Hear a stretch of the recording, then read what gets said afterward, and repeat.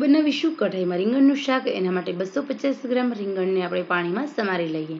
આવી રીતે આપણે રીંગણને પાણીમાં સમારવાના છે, પહેલાં ધોવાના અને પછી પાણીમાં સમારીશું।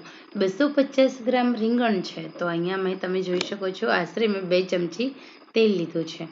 તમારા પાસે 250 ગ્રામ રીંગણ છે તો 1.5 ચમચી તેલ।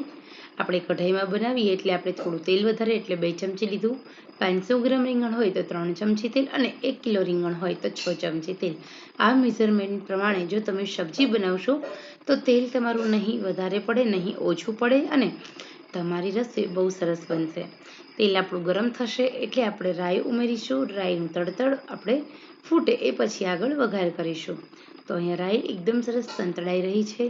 રાઈનું તડતડ ફૂટે, રાઈ સંતળાઈ જાય તો જીરું ઉમેર્યા પછી આપણે લસણ ઉમેરવાનું છે। 4 થી 5 કળી લસણ તાજું ફોલી ખાંડી અને વઘારમાં ઉમેરવાનું। સાથે થોડી હળદર ઉમેરી દેવાની છે। હળદર ઉમેર્યા પછી આપણે ઉમેરીશું રીંગણને મેં અહીંયા મીડિયમ લીધા છે અને એક રીંગણ હોય એમાંથી 4 પીસીસ કર્યા છે, એ રીતે રીંગણને સમાર્યા છે। જો તમે આવી રીતે આ રીંગણનું શાક બનાવશો તો ખરેખર બહુ સરસ બને છે। નાના મોટા સૌ કોઈને ભાવે એવું બને છે અને સાથે સાથે ખાવાની મજા પણ આવે છે। તો હવે આપણે બધા મસાલા કરીશું। મેં હળદર ઉમેરી છે, કશ્મીરી લાલ મરચું, રેશમ પટ્ટો મરચું, થોડું ધાણા જીરું અને સાથે થોડો ગરમ મસાલો ઉમેરી દેવાનો છે બસ। અને એકદમ થોડું કાચું જીરું ઉમેરવાનું છે। કાચું જીરું થોડું અમથું ઉમેરવાથી શાકનો ટેસ્ટ પણ સારો આવે છે અને આ શાક પચી પણ જાય છે। રીંગણ તો આમ પણ પચવામાં હળવા, લોહ તત્વથી ભરપૂર અને આયરનથી ભરપૂર એવા રીંગણ અત્યારે શિયાળામાં ચોક્કસ ખાવા જોઈએ। શિયાળામાં આપણા શરીરને ઠંડી સામે રક્ષણ આપે છે રીંગણ, આપણા શરીરની અંદર ગરમાહટ આપે છે અને સાથે સાથે આપણા પાચન તંત્રને મજબૂત કરવાનું કાર્ય કરે છે। હવે અહીંયા આ રીંગણને શાકને આપણે ચડવા દેવા માટે મેં અહીંયા અડધો ગ્લાસ પાણી ઉમેર્યું છે અને હલાવી લઈશ। પાણી ગરમ થશે એટલે આપણે લીડ કવર કરીશું અને મીડિયમ આંચે આપણે ચડવા દઈશું। ઓછામાં ઓછું 4 થી 5 મિનિટ સુધી આપણે આ શાકને ધીમા ગેસે ચડવા દેવાનું છે। ચેક કરીશું આપણા રીંગણ ચડ્યા કે નહીં, પરંતુ મને હજી થોડા આપણા રીંગણ છે સહેજ અમથા કાચા લાગે છે, તો ફરી આપણે થોડું પાણી ઉમેરી ચડવા દઈએ। પાણી બધું એકસાથે જ ઉમેરી દેવાનું જેટલું જરૂર પડે એટલું।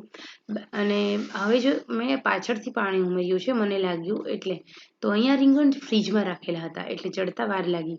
બાકી તમે તાજા શાક માર્કેટ લાવો અને તો આરામથી તમારા રીંગણ 2-2.5 મિનિટમાં ચડી જાય છે, પરંતુ ફ્રીજમાં રાખશો તો છાલ જાડી થશે અને મારે જે અત્યારે થયું બીજી વાર પાણી ઉમેરવું પડ્યું એવું થશે અને 2 મિનિટ આપણે વધારે શાકને ચડવા દેવું પડશે।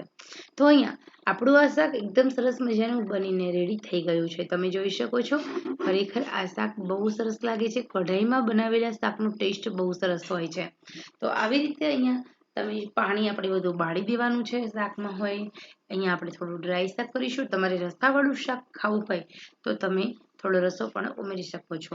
રીંગણ ચડી જાય એટલે આપણે ટામેટાં ઉમેરવાના છે। જો તમે પહેલેથી જ ટામેટાં ઉમેરી દેશો તો રીંગણ છે ને એ કાચા રહેશે, કારણ કે એને ચડતા વાર લાગશે, ખટાશ ચડી જતી હોય છે એટલા માટે। તો હવે અહીંયા આપણે સરસ રીતે આપણું રીંગણનું શાક બની ગયું છે।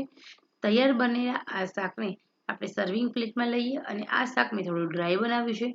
આ શાક ટિફિન બોક્સમાં આપવાનું છે એટલા માટે, મારા પપ્પાને ટિફિન મોકલવાનું છે એટલા માટે મેં થોડું ડ્રાય બનાવ્યું। ટિફિનમાંથી જો રસો બહાર નીકળશે તો ખાવાની મજા પણ નહીં આવે અને શાકનો છે ઓરિજિનલ ટેસ્ટ છે રસા સાથે ઢળી જતો હોય છે, તો એટલા માટે આપણે થોડું ડ્રાય બનાવ્યું છે શાક। તો ખરેખર તમે આવી રીતે રીંગણનું શાક બનાવો અને ખરેખર મજા માણો।